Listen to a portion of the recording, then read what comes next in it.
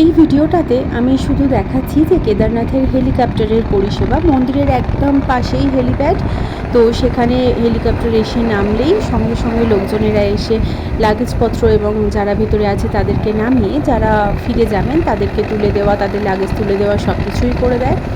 Helicopter service সবথেকে কম যেটা সেটা হচ্ছে ফাটা থেকে 5,700 এরকম মতো খরচা পড়ে।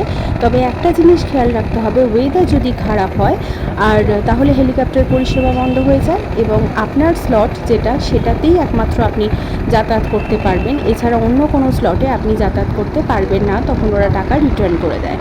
তাই যখন হেলিকপ্টার বুক করবেন বা যদি করেন তাহলে কিন্তু এই রুলস রেগুলেশনগুলো ভালো করে একবার পড়ে নিয়ে তবেই হেলিকপ্টারটাকে নিজের সিটটা বুক করবেন। আর নিজের লাগেজপত্রেরও একটা নির্দিষ্ট মাপ আছে, তো সবটাই ভালো করে দেখে নেবেন। আর হেলিকপ্টারে যদি আসা যাওয়া করেন তাহলে সেটাই হবে মানে বয়স্ক মানুষদের জন্য বেশ ভালো, কারণ হাঁটার রাস্তাটা অনেকটা, রাস্তা ভীষণ খারাপ। তাই যদি পসিবল হয় তাহলে হেলিকপ্টার বুক করে নেবেন। আর হেলিকপ্টার কিন্তু বোথ সাইডের জন্য বুক করতে হয়, এমন নয় যে আমি যাবার সময় হেলিকপ্টারে চলে গেলাম, ফেরার সময় হেঁটে ফিরলাম, এরকমভাবে বুকিং কিন্তু হয় না।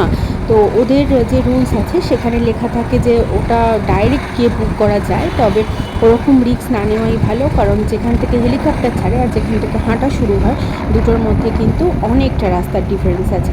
তাই হেলিকপ্টার বুকিং করবেন মনে করলে সমস্ত কিছু আগে থেকে ভালো করে তথ্য জেনে নিয়ে তবেই বুক করবেন।